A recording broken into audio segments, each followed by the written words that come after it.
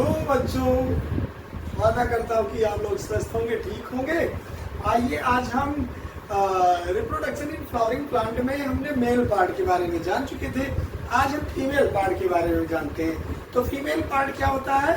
Female part flower का gynoecium, और gynoecium is made up of stigma, style and ovary. Stigma, style and ovary को pistil के नाम से जानते हैं, और इसी से बनेगा क्या? मेगास्पोरोफिल। यानी gynoecium is the female reproductive part of the flower, and gynoecium is made up of carpel, pistil and megasporophyll. फिर the basis of carpel, the flower are two types, monocarpellary यानी the condition is one carpels. ऐसे flower जिनमें one carpel पाए जा रहे हो उन्हें हम कहेंगे मोनोकार्पलरी, और मल्टी कार्पलरी मतलब जिसमें कार्पेल मेनी होंगे, कई होंगे। तो इसमें दो कंडीशन मुझे मिलती है। एक होते हैं एपोकार्पस, जिसमें आपस में ज्वाइंट तो होंगे लेकिन कार्पेल अलग अलग होंगे, और सिनकार्पस कंडीशन में सारे कार्पेल क्या होंगे? आपस में फ्यूज हो जाएंगे। और ये कंडीशन मुझे कहाँ देखने को मिलती है? ये हमारी फेबेसी फैमिली में का मोनोकार्पलरी कंडीशन, सोलेनेसी फैमिली में सिनकार्पस कंडीशन, और लिलिएसी फैमिली में एपोकार्पस कंडीशन। मोनोकार्पलरी का एग्जांपल है पीच और विंस है। सिनकार्पस में टोमेटो है और हिबिस्कस है, और फिर लिलिएसी में एपोकार्पस यानी लोटस और रोज है। आइए एक हम ओव्यूल के बारे में देखते हैं। ये हमारा गायनोसियम है, ये बना है स्टिग्मा, स्टाइल और ओवरी, और इसके अंदर ये क्या है? ओव्यूल है। और ओव्यूल को हम क्या कह सकते हैं? Ovule also known as megasporangia. फिर इधर देखिए, ओव्यूल के अंदर क्या होते हैं? होते हैं प्लासेंटा, और प्लासेंटा ओव्यूल को जो कनेक्ट किए रहता है उसको कहते हैं फ्यूनिकल, और जो फ्यूनिकल को और ओव्यूल से जो कनेक्ट करता है उसे हम कहते हैं क्या? उसे कहते हैं हाइलम। और इस पूरे पार्ट को हम ओवेरियन कैविटी कहते हैं। अब देखिए ये क्या है? प्लासेंटेशन क्या है? The arrangement of ovule in the ovary is known as placentation, यानी कि ओवरी का किसका? ओव्यूल का अरेंजमेंट किसके अंदर? ओव्यूल के अंदर हो। अगर सिंगल ओव्यूल है तो वो कंडीशन किसमें देखने को मिलती है? वो व्हीट में, राइस में और मेज में। ओव्यूल जिसमें दो हो वो होते हैं वाटरमेलन और पपाया में। आइए ओव्यूल का एक हम स्ट्रक्चर देखते हैं। ओव्यूल में जब देखते हैं तो इसका जो आउटर लेयर है ये क्या है? ये आउटर इंटेगुमेंट है, और जो इनर लेयर है ये क्या है? इनर इंटेगुमेंट है। और ये क्या करता है?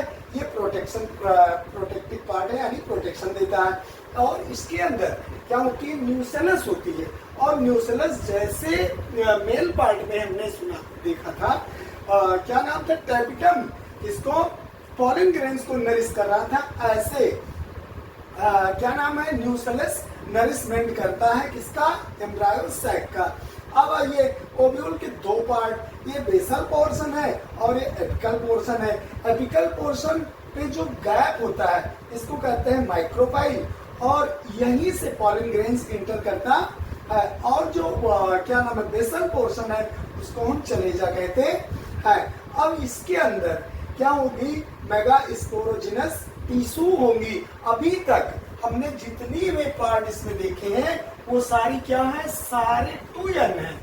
एक चीज ध्यान में रखना, क्या ये सारे अभी तक जितने भी स्ट्रक्चर हमने इसमें देखा वो सारे क्या है? वो सारे टूयन है।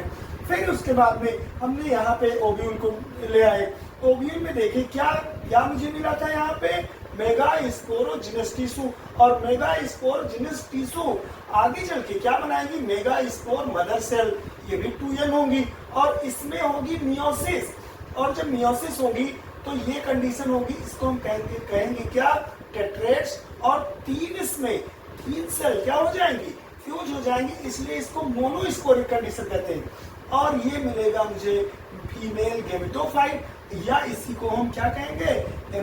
हाँ बच्चों, अभी तक हम फीमेल पार्ट में मतलब गायनोसेक में हम जान चुके हैं, कहाँ तक, एम्ब्रायोसाइक तक हम जान चुके थे। अब आगे देखते हैं डेवलपमेंट ऑफ फीमेल गैमेटोफाइट, यानी फीमेल गैमेटोफाइट का फॉर्मेशन कैसे होता है, डेवलप कैसे होते हैं। तो देखते हैं हम एक क्या नाम है एम्ब्रायोसाइक में। एम्ब्रायोसाइक में मुझे कितनी सेल है देखिए, एंटीनोडल सेल है ये, और ये है पोलर न्यूक्लियाई, और ये है क्या सेंट्रल सेल, और ये एक सेल है, और ये दो है सिलर्जिड्स, और ये है फिलीफॉर्म अपैरेटस।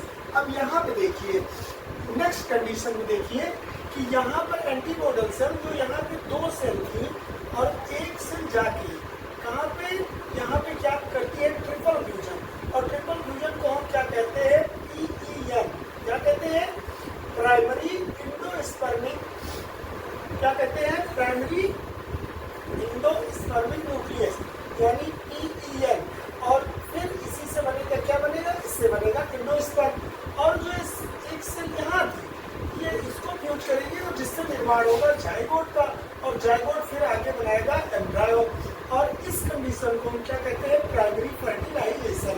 फिर देखिए बाय जो हमें जाइगोट मिला, यानी जो मेल में मिला था, क्या मिला था मुझे, मेल में मिला था पोलन ग्रेन्स, और फीमेल में क्या मिला था एम्ब्रायोसाइक।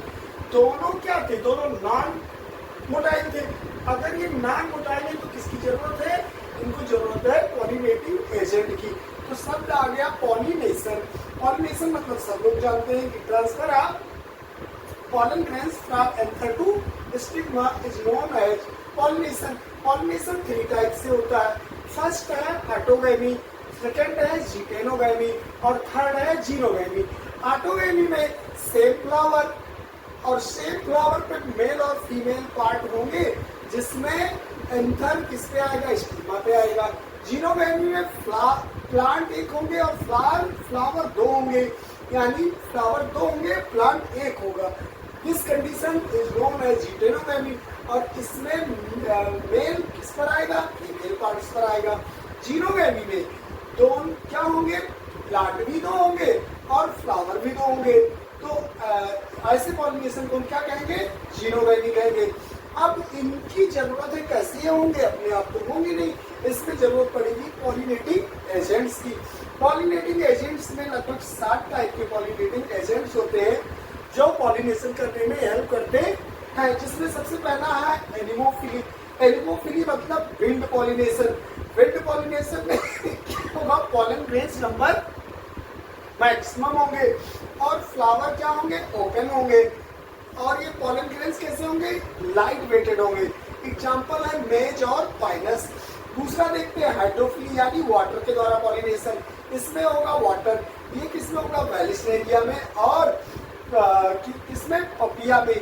इसमें 2 कंडीशन होती है, एक एपीफाइलस होता है, एक हाइड्रोफाइलस होता है, हाइपोफाइलस होता है। मतलब एपीफाइलस का मतलब पानी की सतह पर पॉलिनेशन, और हाइपोफाइलस होता है जो पानी के अंदर पॉलिनेशन करते हैं। तो इसमें वेलिस्नेरिया और पपिया में कैसा होगा, ये एपी क्या होंगे, एपीफिली होंगे, यानी पानी के सरफेस पे पॉलिनेशन करेंगे। और जॉस्टेरा और काइटिला में कैसा होगा, ये हाइड्रोफिली होंगे, यानी पानी के अंदर इनमें पॉलिनेशन करेंगे, इंटरनल पानी के इनसाइड में। जूफिली में क्या होंगे, जो यानी जूफिली का मतलब जिसमें एनिमल्स या लिविंग ऑर्गेनिज्म पॉलिनेशन में हेल्प करते हो, ऐसी कंडीशन को हम जूफिली कहते हैं। जूफिली में पहला है एंटेमोफिली, यानी एंटेमोफिली में कौन इंसेक्ट करेंगे, और जिसमें सबसे बड़ा रोल है किसका, नीवी का। और ये एग्जाम्पल इसमें या ऑर्नामेंटल प्लांट में करते हैं, लाइक रोज या लेमन में। ऑर्निथोफिली में देखते हैं, ऑर्निथोफिली मतलब बर्ड्स के द्वारा पॉलिनेशन। बर्ड में सनबर्ड है और हमिंग बर्ड है। किसको पॉलिनेशन करती है, ये बिग्नोनिया और कॉटन प्लांट को पॉलिनेशन करने में हेल्प करती है। अगला कंडीशन है चीरोप्टेरोफिली। चीरोप्टेरोफिली में किसका रोल है, बैट का है, और ये किसमें करते हैं, एंथ्रोसेफेलस में और कदम में। कौन करता है, बैट पॉलिनेशन करता है। फिर आता है मिर्मिकोफिली, ये इनमें किसका रोल है, टर्माइट्स और एंट्स का रोल है।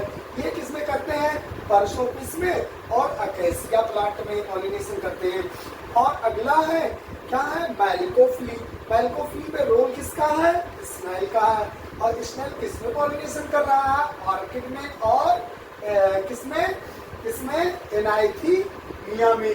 अब एक बार इसको फिर से और देख लेते हैं। क्या मुझे मिला था? क्या एम्ब्रायोसाइट। एम्ब्रायोसाइट में ये कंडीशन देखने को मिली। क्या है इसमें? ये जल पिंड है और ये माइक्रोबाइलम है। इसके अंदर कौन कौन सी सेल है? पोलर न्यूक्लियाई है और सेंट्रल सेल है। सेंट्रल सेल और ये यहाँ पे ये एक्सेल है और सिनर्जिक्स है। सिनर्जिक्स और नीचे क्या है? फ्री फॉर्म या एपर्टस। यहाँ पे दो सेल थी, एक सेल। अब यहाँ पे यही कंडीशन यहाँ पे ले आए। यहाँ से एक सेल जाती है, ट्रिपल फ्यूजन करती है और ट्रिपल फ्यूजन करने के बाद क्या बनाती है? प्राइमरी एंडोप्लाज्मिक न्यूक्लियस का फॉर्मेशन करती है।